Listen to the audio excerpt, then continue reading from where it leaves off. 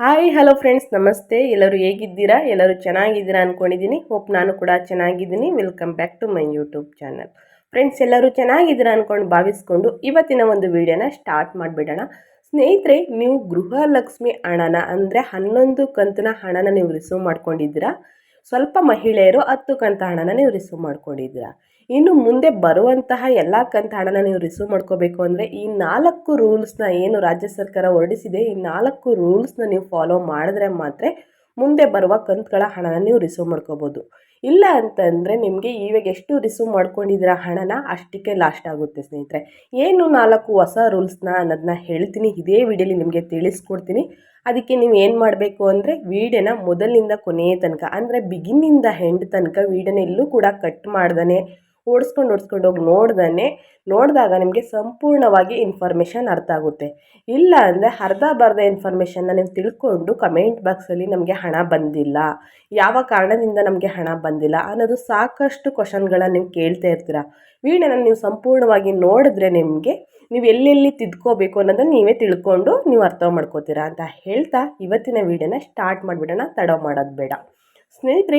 ಈ 4 ರೂಲ್ಸ್ನ ಫಾಲೋ ಮಾಡಿದ್ರೆ ಮಾತ್ರ ನಿಮಗೆ ಮುಂದೆ ಕಂತುಗಳ ಹಣ ಬರುತ್ತೆ ಅಂದ್ಬಿಟ್ಟು ಲಕ್ಷ್ಮಿ ಹೆಬ್ಬಾಳ್ಕರ್ ಅವರು ತಿಳಿಸಿದ್ದಾರೆ. ಏನು ರೂಲ್ಸು ಅನ್ನೋದನ್ನ ಒಂದೊಂದಾಗಿ ಹೇಳ್ತಾ ಹೋಗ್ತೀನಿ.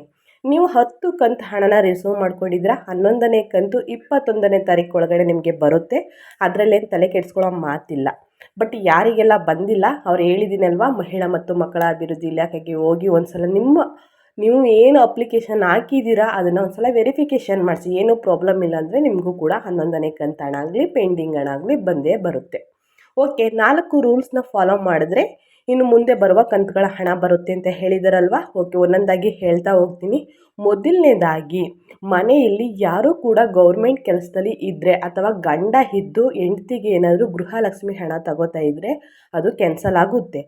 2ನೇ ರೂಲ್ಸ್ ಏನಂದರೆ ಸ್ನೇಹಿತರೆ, ಯಾರೆಲ್ಲ GST ಪೇರ್ ಆಗಲಿ ಟ್ಯಾಕ್ಸ್ ಪೇರ್ ಆಗಲಿ ಕಟ್ತಾ ಇರ್ತೀರಾ, ಡೂಪ್ಲಿಕೇಟ್ ಡಾಕ್ಯುಮೆಂಟ್ಸ್ ಎಲ್ಲ ಕೊಟ್ಟು ನೀವು ಗೃಹಲಕ್ಷ್ಮಿ ಹಣನ ತಗೋತಾ ಇರ್ತೀರಲ್ವಾ, ಅವ್ರಿಗೂ ಕೂಡ ಕ್ಯಾನ್ಸಲ್ ಮಾಡ್ತೀವಿ ಅಂತ ಹೇಳಿದ್ದಾರೆ. ಸೊ ಮೊದಲಿನಿಂದ ಅದೇ ಥರ ಹೇಳಿದ್ದಾರೆ. ಸ್ವಲ್ಪ ಜನರು ಏನು ಮಾಡಿದ್ದಾರೆ ಅಂತಂದರೆ ಡೂಪ್ಲಿಕೇಟ್ನ ಕೊಟ್ಟು ಹಣನ ರಿಸೀವ್ ಮಾಡ್ಕೋತಾ ಇದ್ದಾರೆ. ಅದು ಸರ್ಕಾರಕ್ಕೆ ತಿಳಿದು ಬಂದಿದೆ. ಅದನ್ನು ಕೂಡ ವೆರಿಫೈ ಮಾಡಿ ನಂತರ ಕ್ಯಾನ್ಸಲ್ ಮಾಡ್ತಾರೆ ಅಂತಲೇ ಹೇಳ್ಬೋದು.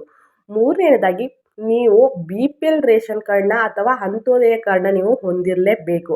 ಅಂಥವರಿಗೆ ಹಿರಿಯ ಮಹಿಳೆಗೆ ಕೊಡ್ತೀವಿ ಅಂತ ಹೇಳಿದ್ದಾರೆ. ಯಾರೆಲ್ಲ APL 1 ಡೂಪ್ಲಿಕೇಟ್ ಡಾಕ್ಯುಮೆಂಟ್ಸ್ ಎಲ್ಲ ಕೊಟ್ಟು BPL ಮಾಡಿಸ್ಕೊಂಡಿದ್ದೀರಾ ಅವ್ರಿಗೆ ಕ್ಯಾನ್ಸಲ್ ಮಾಡ್ತಾರೆ ಸ್ನೇಹಿತರೆ. ನಂತರ 4ನೇ ರೂಲ್ಸ್ ಏನಂತಂದರೆ, ಯಾರೆಲ್ಲ ಗೃಹಲಕ್ಷ್ಮಿ ಯೋಜನೆಗೆ ಅಪ್ಲಿಕೇಶನ್ ಹಾಕಿದ್ರಿ ಮೊದಲು ಅದನ್ನು ಕೂಡ ವೆರಿಫೈ ಮಾಡ್ತಾರೆ.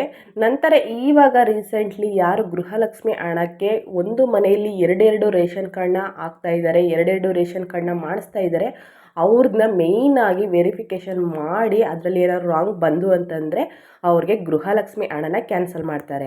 ಜೊತೆಗೆ ಗೃಹ ಜ್ಯೋತಿ ಮತ್ತು ಗೃಹಲಕ್ಷ್ಮಿ ಇವೆರಡೂ ಅಪ್ಲಿಕೇಶನ್ನ ವೆರಿಫೈ ಮಾಡಿ ನಂತರ ಯಾವುದು ಸರಿಯಾಗಿದೆ ಅವ್ರಿಗೆ ಗೃಹಲಕ್ಷ್ಮಿ ಹಣ ಆಗಲಿ ಮತ್ತು ಗೃಹ ಜ್ಯೋತಿ ಯೋಜನೆಯಲ್ಲಿ ಏನು ಫ್ರೀ ಬಿಲ್ ಬರುತ್ತೆ ಅದನ್ನು ಮುಂದುವರಿಸ್ತಾರೆ. ಯಾರ್ದಾದ್ರೂ ಸರಿ ಇಲ್ಲ, ಡಾಕ್ಯುಮೆಂಟ್ಸು ಡೂಪ್ಲಿಕೇಟ್ ಎಲ್ಲ ಕೊಟ್ಟು ಮಾಡಿಸ್ಕೊಂಡಿದ್ದಾರೆ ಅಂತಂದರೆ ಅದನ್ನು ಕ್ಯಾನ್ಸಲ್ ಮಾಡ್ತಾರೆ ಸ್ನೇಹಿತರೆ. 12ನೇ ಕಂತಿಗೆ ಈ 4 ಹೊಸ ರೂಲ್ಸ್ನ ಜಾರಿಗೆ ತಂದಿದ್ದಾರೆ.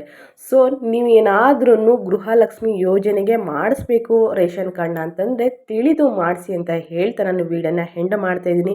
ಈ ಯೋಜನೆಗಳಲ್ಲಿ ಏನಾದ್ರು ಪ್ರಾಬ್ಲಮ್ ಇದ್ದರೆ ದಯವಿಟ್ಟು ನನಗೆ ಕಮೆಂಟ್ ಬಾಕ್ಸಲ್ಲಿ ತಿಳಿಸಿ, ನಿಮಗೆ ಆನ್ಸರ್ ತಿಳಿಸ್ತೀನಿ ಅಥವಾ ಒಂದು ವಿಡಿಯೋ ಮಾಡಿ ನಿಮಗೆ ತಿಳಿಸ್ಕೊಡ್ತೀನಿ. ಇಲ್ಲಿ ತನಕ ಕೊನೆಯ ತನಕ ವಿಡಿಯೋ ನೋಡಿ ಇಷ್ಟ ಆಗಿದ್ದರೆ ಲೈಕ್ ಮಾಡಿ. ದಯವಿಟ್ಟು ಲೈಕ್ ಮಾಡೋದನ್ನ ಮರಿತಾ ಇದ್ದೀರಾ. ನೀವು ಒಂದು ಲೈಕ್ ಮತ್ತು ಒಂದು ಸಬ್ಸ್ಕ್ರೈಬಿಂದ ಉಚಿತವಾಗಿ ಮಾಡೋದ್ರಿಂದ ನಿಮಗೆ ದಿನನಿತ್ಯ ಬರುವಂಥ ವೀಡಿಯೋಗಳು ಮೊದಲೇ ಬರುತ್ತೆ ಅಂತ ಹೇಳ್ತಾ, ದಯವಿಟ್ಟು ವಿಡಿಯೋ ಇಷ್ಟ ಆದರೆ ಲೈಕ್ ಕಮೆಂಟ್ ಶೇರ್ ಮಾಡಿ. ಮತ್ತು ನನ್ನ ಚಾನಲ್ ಇಷ್ಟ ಆದರೆ, ನನ್ನ ವಿಡಿಯೋ ಇಷ್ಟ ಆದರೆ ಸಬ್ಸ್ಕ್ರೈಬ್ ಮಾಡ್ಕೊಳ್ಳಿ ಉಚಿತವಾಗಿ ಅಂತ ಹೇಳ್ತಾ ಮತ್ತೊಂದು ವಿಡಿಯೋದಲ್ಲಿ ಸಿಗ್ತೀನಿ. Thank you for watching.